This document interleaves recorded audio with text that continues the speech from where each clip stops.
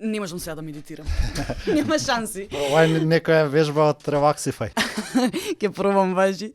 Океј, да, не можам сега, бидејќи хаос ми се мислите и едноставно не можам да мислам на медитација.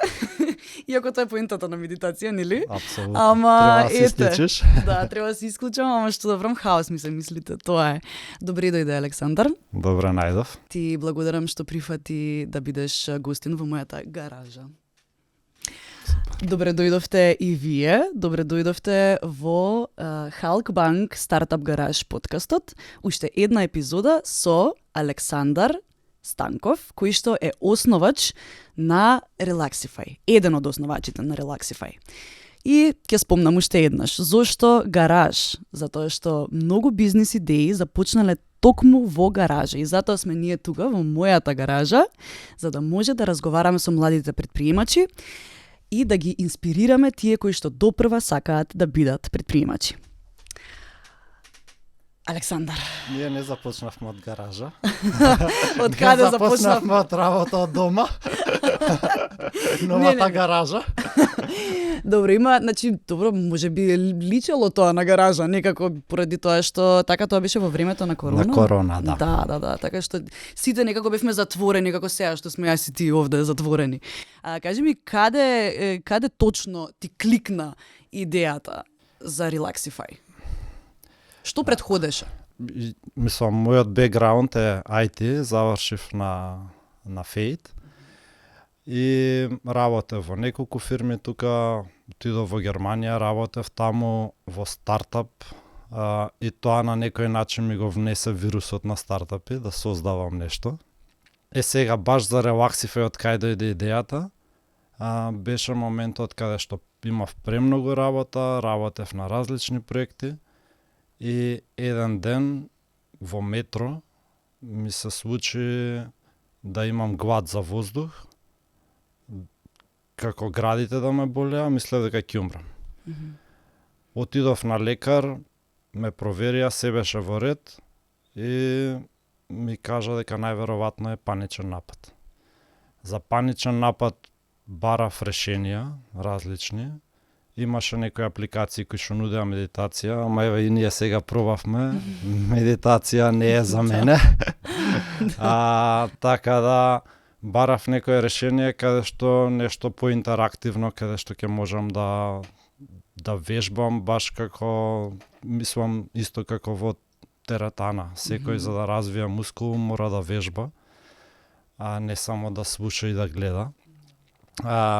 Беше добар момент што еден од моите другари, Јоан, ми кажа дека и он се соочил со слична ситуација и кажа дека со неговото испитување 53% од корисниците не можат да медитираат, посебно во овој интерактивен свет каде што цело време нешто имаме, каде што правиме, одговараме на пораки, нотификации добиваме. Да, имаме многу брза динамика на животот и тесни, стегнати распореди и имаме само 40 минути максимум вака за нас во денот. Апсолутно, да. И во тие 40 минути ти треба да одлучиш да бидеш со себе и да измедитираш. А знаеш дека во првата онака минута после тие 40 минути треба да лансираш ракета.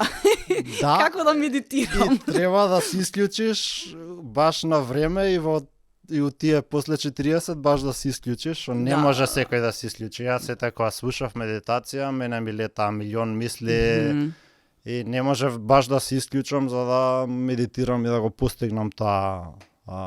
Така да почнавме да разгледуваме кои се опциите, баравме на интернет, само апликации за медитација најдовме и имавме среќа што после некое време се сретнав со Томе, што е психолог и е третиот кофаундер во Relaxify. И тој ми даде некои вежби што беа поинтерактивни. Видов дека се супер ми помагаат на мене и се договоривме со него и со Јоан да почнеме со Relaxify. Од таму почнува Relaxify. А како функционира апликацијата? Ако можеш да ми кажеш. Значи, заедно создадовме апликација каде што ги водиме секој корисник што ќе ја даунлодира, што ќе инсталира во неколку чекори. Првиот чекор е евалуација, каде што се проверува која е состојбата на менталното здравје. И во однос на таа состојба се креира персонализирана програма која што има вежби, интерактивни вежби.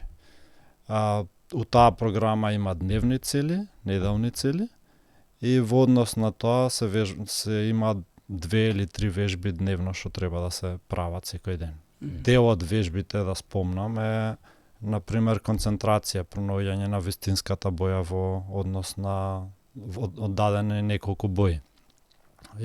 Напишано е red, например, Да. има зелена боја. Точно треба да така, одбереш која е која различна, да. Така. Или пак emotional recognition, да, емоционална Препознавање на македонски. Да говориме Да македонски. говориме македонски, да.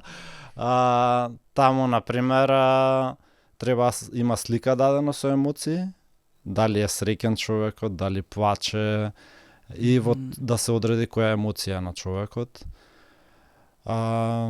Има негативни мисли, да се препознаат кои се негативни мисли, во однос на тоа да се конвертираат негативните мисли во позитивни мисли и така натаму. Имаме над 65 игри и вежби што ги нудиме за секој корисник. А како тоа ни помага? Препознавањето на негативните мисли, како тоа ни влијае на нас?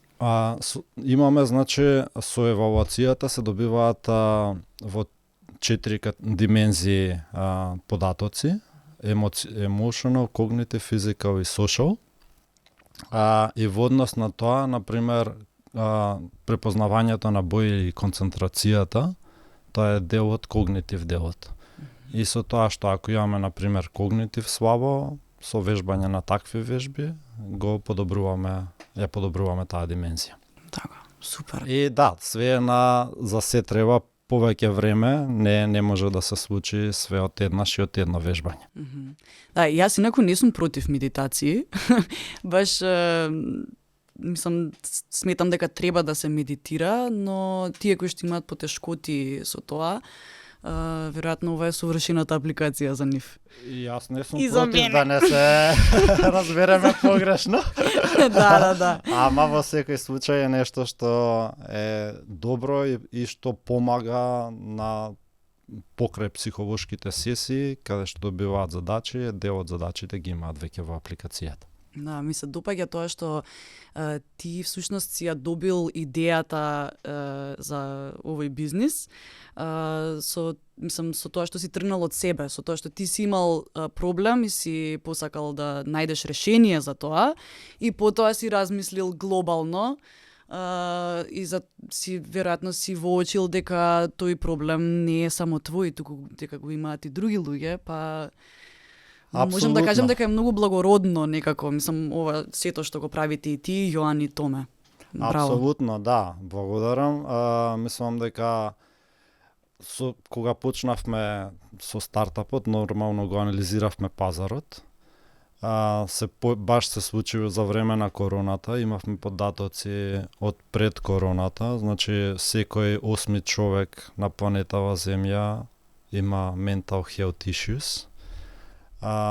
Тоа ни даде дополнителна мотивација за да го разработиме ова. Нормално после короната, за жал, овие бројки растат рапидно. Сите тие затварања, болести, сите што ни се случи во короната ги носи луѓето за жал во полоша ситуација, ама и ние им нудиме солуција за тоа да им помогне. Значи, свативме дека супер беше што им помогнавме на многу луѓе. Во една ситуација каде што со еден другар што има фирма со над 200 вработени, свативме дека и пазарот не е посебно ке фирмите. Бидејќи они се соочуваа со бърнаут, со многу отсуство од работа поради да, mental health issues. И свативме дека можеме податоците што ги собираме од апликацијата да им ги понудиме и на фирмите, односно на HR тимот. И да им покажеме каква е ситуацијата во нивната фирма и на кои тимови треба да посветат повеќе внимание. Нормално лични податоци се тие за здравствената состојба и не се споделуваат, ама на ниво на фирма или на ниво на тим може да се сподели. Кога имаме бърнаут, кога всушност се презаситуваме од секојдневието и се прегоруваме од работа, или мислам паметно е да речеме да направиме чекор назад, малку да се одвоиме од себе си и малку да одмориме некако. Дали мислиш дека тој одмор влијае врз стартапот тебе? Например, ако бидејќи знам дека стартапот бара многу жртва, предприемништвото бара многу жртва и веројатно заради тоа и се случуваат сите овие mental health issues. И колку може тоа да биде погубно за бизнисот, да речеме, кога малку ќе се одвоиме од сето тоа? Сега бърнаут, еве кажав, на големи фирми или на корпорации се случува, ама за жал бърнаут во стартап светот е се почесто. Да, како што спомна веќе дека има многу, мислам, но стартап, ние почнавме тројца кофаундери, за среќа сега направивме тимот со неколку вработени, што е добро, што може да ни помогнат, ама на почеток ние бевме тројцата нешто као тримен шоу, каде што моравме да размислуваме и за девелопмент, и за создавање, и за флоуто на апликацијата, на бизнисот, за маркетинг, за продажба. Буквално ние бевме тие што се тоа го размислуваат. За земање на финанси, нормално, за да може стартапот да живее понатаму. Инвестиравме собствени пари или bootstrapping на почеток, што исто така на некој начин не гореше за тоа да се почнуваат гаражи или од дома, да не може со помоца да се трошат пари на некој, или да се трошат парите на продуктивни цели. Така да бърнаут за жал е често, ама одвојувањето или повлекувањето, правењето пауза за мене е многу добро, пошто е на некој начин поглед од страна, пошто ние кога сме задлабочени мислиме дека го правиме најдоброто, меѓутоа некогаш треба да се повлечеме, така да се одмориме, тоа е добро и за менталното здравје, меѓутоа и поглед од страна за стартапот. Убаво е во тој одмор да можеме да се посветиме и на себе и да си дадеме да биде супер продуктивен тој одмор. За жал продуктивноста е еден од зборовите што често го користам. Да. Ја мислам ќе речеш дека често се користи општо, бидејќи тоа е. Да, окей. Што се у стартап свет, све е на продуктивност. Има и притисок некој да се биде продуктивен, онака цело време. Да, добре да се одмори. Да, треба да се одмори, ама да биде супер продуктивен, убаво и да се користи некоја алатка како Relaxify, каде што ќе тој одмор дополнително ќе ја подобри целата состојба.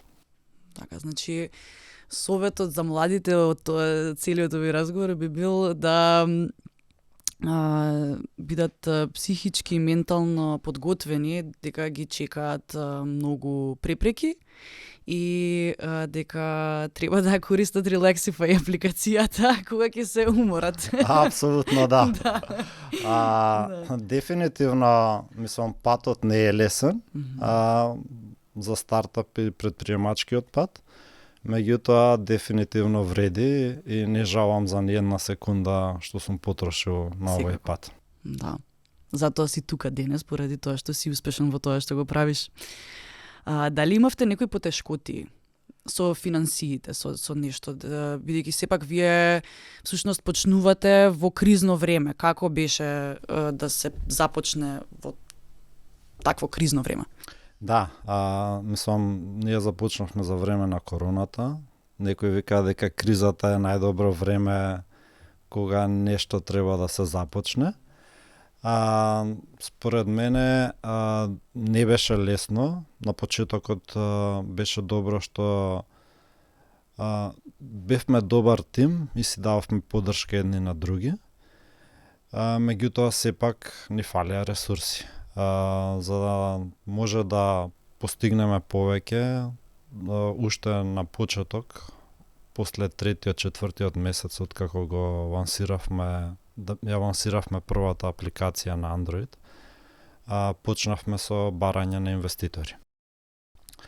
Барањето на инвеститори е 101 не, за да се добие едно да.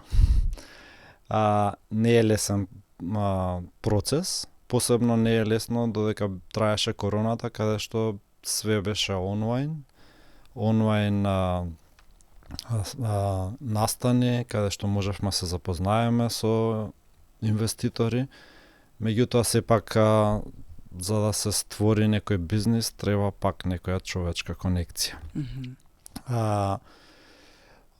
Учествувавме на многу настани онлайн, меѓутоа сепак на крај финансии добивме кога можевме да се видиме со инвеститорите. Имаме неколку инвеститори, како VC фондови, така и приватни инвеститори. И целиот тој процес траеше можеби година дена. Ама вредеше. На крај, пошто создадовме тим, нормално откако создадовме тим, дел од нашите задачи што ги работевме, можеше да ги работат дел од нашите соработници и ние можевме да се посветиме па на други задачи. Што мислиш дека е важно да содржи една презентација на бизнис идеја пред инвеститори?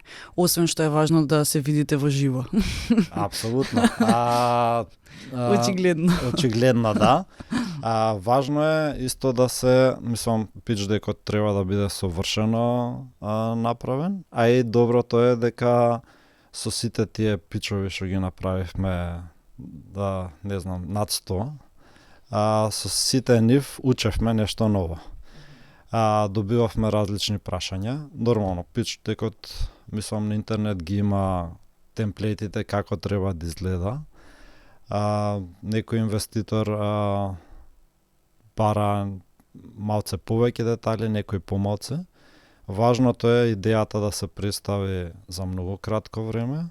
Обично пич трае дури сега на 1 минута се сведува. Колку секунди им треба на инвеститорите да знаат дека вреди да те дослушаат?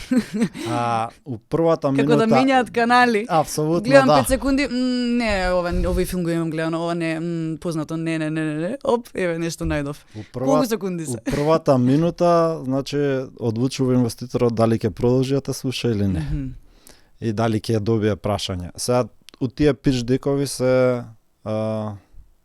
Јас ги викам како кратки видеа за филм, каде што ќе те интересира филмот или нема, ќе го гледам или нема да го гледам, трейлер, баш така. Така да, обично траат 3 минути тие пичови и после во однос на прашањата се гледа дали има интерес или нема интерес. Да, најважните информации, посебно за почеток на сите што почнуваат, би споделил дека најголема вредност на почеток покрај продуктот ви е вашиот тим. Дали тимот ги содржи сите улоги што можат една фирма нормално да ја водат. Посебно на почеток најважно е тимовите да бидат стабилни, пошто 90% од стартапите пропаѓаат зашто тимот се распаѓа. Дури ја викам дека стартап е на некој начин брак без секс. Пошто треба сите да се разбираат во тимот и да можат да функционираат заедно. Некогаш еден од фаундерите паднат, другите мора да ја влечат напред топката, некогаш јас сум паднат и така мора да се помагаме едни со други. Супер. Мислам, тоа е веројатно најважно. Апсолутно Според да. тебе, Да, најважно е тимот да се представи, кој е потенцијалот на индустријата посебно на глобално ниво. Ние сме у Македонија релативно мала држава и од првиот ден размислувавме за глобално ниво и апликацијата дури ја направивме на англиски, не на македонски првата верзија. Важно е да се представи што се бара. Например, многу од македонските стартапи, баш имам искуство, им е страв да побараат пари, пошто реално треба да се каже се бараат, не знам, 100.000, 10.000, 5.000 и тие пари ќе се употребат за тие цели за да се стигне до некој следно ниво. Дефинитивно дека тоа е нешто што мора да се работи посебно кај нашите стартапи. Така, значи финансиски да бидеме пописмени. Апсолутно да. Да, тој процес на финансиска писменост е нешто што полека, но сигурно се развива и кај нас. Еве македонскиот стартап екосистем е во подем. Чисто ако споредам, пошто еден од кофаундерите од Бугарија и имам средба доста со бугарскиот екосистем.